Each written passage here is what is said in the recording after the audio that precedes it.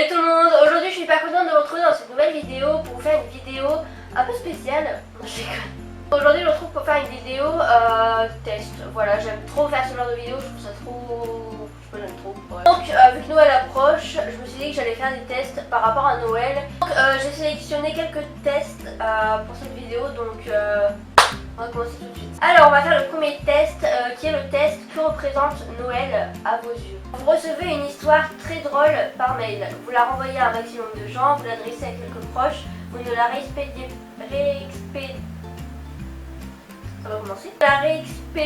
pas, autrement on n'en finit plus. Ce serait étonnant que cela vous arrive, le peu que vous recevez est rarement drôle.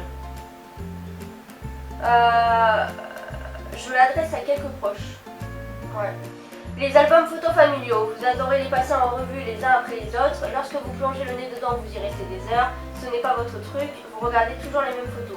Genre que, ouais, je plonge le nez dedans, j'en reste des heures. J'aime trop tout ce qui concerne mon enfance et tout. Pour vous, une fête vraiment réussie, c'est une organisation parfaite, un bel endroit et une ambiance sympa, réunir le plus d'amis possible, pas trop de monde, juste les plus proches, quand vous vous amusez. Pour moi, une fête vraiment réussie, c'est pas trop de monde, juste les personnes les plus proches. Jour de Noël, vous préférez recevoir plein de petits cadeaux pour le plaisir de les ouvrir, des cadeaux bien ciblés qui correspondent à vos goûts, un seul beau cadeau, peu importe, vous n'êtes pas très cadeau. Je dirais des cadeaux bien ciblés qui correspondent à mes goûts. Voilà. Votre belle-sœur a été odieuse avec vous au dernier repas de famille le jour de Noël. Vous ne lui adresserez pas la parole, vous la remettrez gentiment à sa place, vous ferez comme si de rien n'était, mais c'est loin d'être oublié, vous essaierez de faire la paix. Je la remettrai gentiment à sa place. Voilà, enfin gentiment, voilà, on s'entend. Impossible de fêter votre anniversaire le jour même, tout le monde a un empêchement. Aucune importance, vous le souhaiterez un autre jour. Ah non, tant pis s'il manque des gens, mais vous le fêterez le jour même. Vous le fêterez plusieurs fois, c'est encore mieux. Pas grave, vous n'aimez pas trop fêter votre anniversaire. Alors je pense que depuis que je suis née, on n'a pas dû fêter beaucoup mon anniversaire le jour même. À chaque fois c'était soit un jour avant, soit un jour après. Parce que soit mon père travaillait, soit voilà, des raisons, j'étais en cours ou un truc comme ça. Donc aucune importance, je le souhaiterai un autre jour. Et si un jour, histoire de faire plaisir à vos proches, vous organisez une fête surprise en plein milieu de l'année avec des petits cadeaux pour tout le monde. Pourquoi pas, bonne idée. Noël et les anniversaires ça suffit, on ne doit pas encore en rajouter. Non, ça n'a pas de sens, une fête pour ne rien fêter. Ce serait sympa mais à condition de l'organiser à plusieurs. Ouais, ce serait sympa mais à condition de l'organiser à plusieurs. Votre neveu, incapable de tenir en place, vient de piétiner votre cadeau au pied du sapin. Un cadre photo sous verre. Je lui déchire sa gueule. Vraiment, j'ai même pas lu la réponse mais je lui déchire sa gueule. Vous vous fâchez contre lui, aux parents de réagir et de trouver une solution. Le pauvre, il ne l'a pas fait exprès, vous auriez dû le ranger, vous ne faites surtout pas d'histoire. Quelle éducation, ses parents ne le savent pas le tenir. Vu comment je suis impulsive et ça commence à me faire chier, je pense que je me fâcherai contre lui. Quoique, je sais pas en fait. Ça dépend qu'il a s'il est tout petit, genre 4 ans, je ne l'aimerais pas contre lui parce que voilà, il est petit et tout, il sait pas ce qu'il fait. Mais s'il a 7 ou 8 ans, là par contre je le déclare sa race. Voilà. Cette année, côté finances, c'est vraiment la crise, comment allez-vous passer les fêtes? Vous songez à prendre un petit crédit pour faire face, ta mère la grosse putain. Pardon. La question de dépenser ce que vous n'avez pas, vous limiterez au strict minimum. Vous ne changez rien de vos habitudes, Noël c'est Noël, vous serez dans le rouge, tant pis. Vous vous creusez la tête pour trouver un menu et des cadeaux à petit prix. Je vais faire un crédit.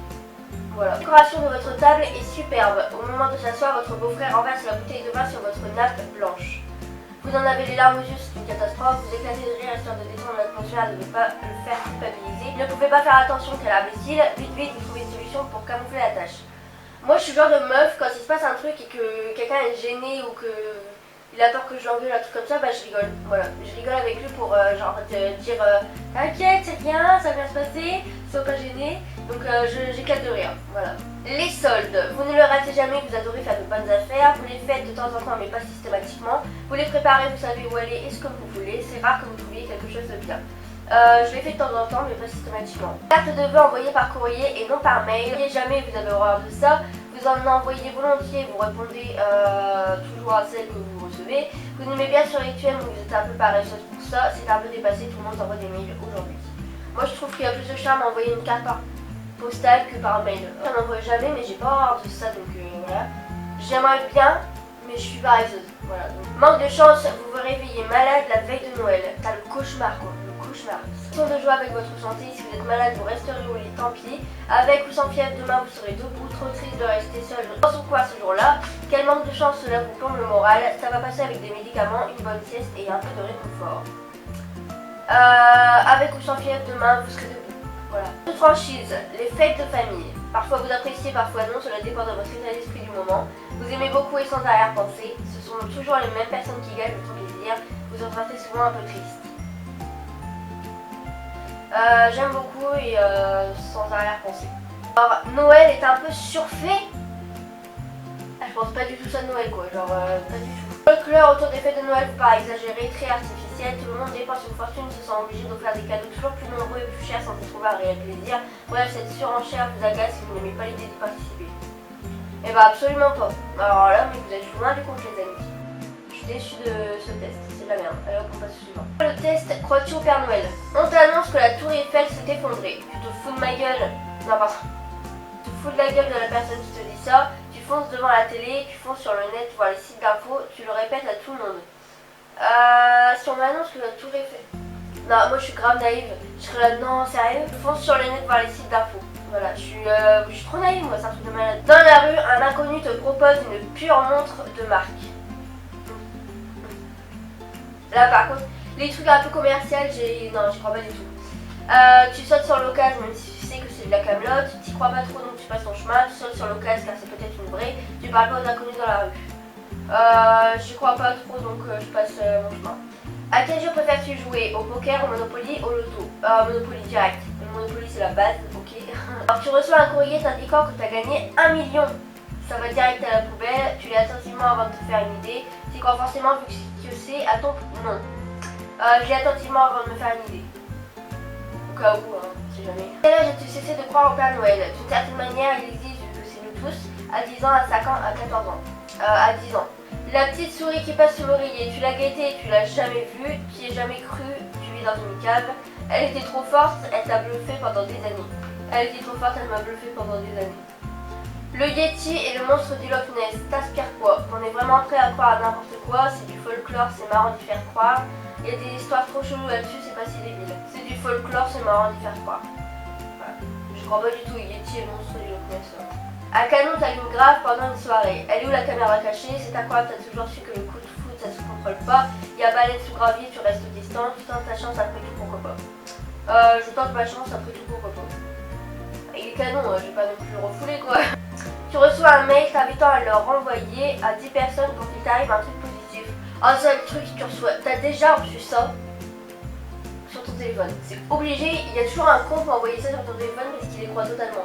Ou des trucs un peu en mode malédiction, en mode si l'on va pas à 10 personnes pendant 10 ans, et tu trouveras jamais l'amour de ta vie.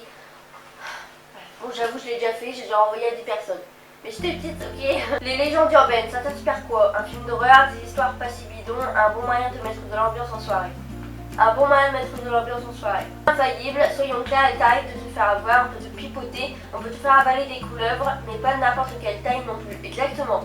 Il faut vraiment être bon pour t'avoir du premier coup, plutôt méfiante, t'as tendance à vérifier une info quand elle te paraît suspecte, ben ouais, tu sais bien que les mythos ça existe et qu'il y a un minimum de confiance à ne pas donner automatiquement. Et ben, c'est trop ça, c'est trop vrai, c'est ça, exactement. On va finir par quelle chanson de Noël es-tu? Voilà, on va voir un peu quelle chanson je suis. Alors, première question. Ça y est, on est le 24 décembre, il est 19h et tu dois t'habiller pour le réveillon. Comment t'y prends-tu? Tu choisis quelque chose de chaud et confortable et un peu joli mais surtout cosy quoi. Tu as déjà choisi ta tenue depuis des semaines, alors maintenant ton job c'est plutôt d'éviter de filer tes collants. Tu t'en fous totalement et ce n'est que pour éviter des réflexions de ta famille que tu n'y vas pas en jean, t-shirt. J'ai déjà choisi ma tenue depuis des semaines. Ouais. Voilà, déjà j'ai ma tenue hein. T'es partie du repas de Noël, préfères-tu le moment où vous digérez tous levé dans le canapé sans chaussures avec des plaids sur les pieds, le plat de résistance soit le mets qui a demandé le plus d'efforts et donc le meilleur. L'ouverture des cadeaux entre le fromage et le dessert, tu adores voir les étoiles dans les yeux de tout le monde et surtout pouvoir déchirer tes papiers cadeaux comme si tu avais encore 7 ans. L'ouverture des cadeaux, voilà, on va pas se le cacher, c'est le meilleur moment, voilà. Alors quelle est ta position concernant le foie gras?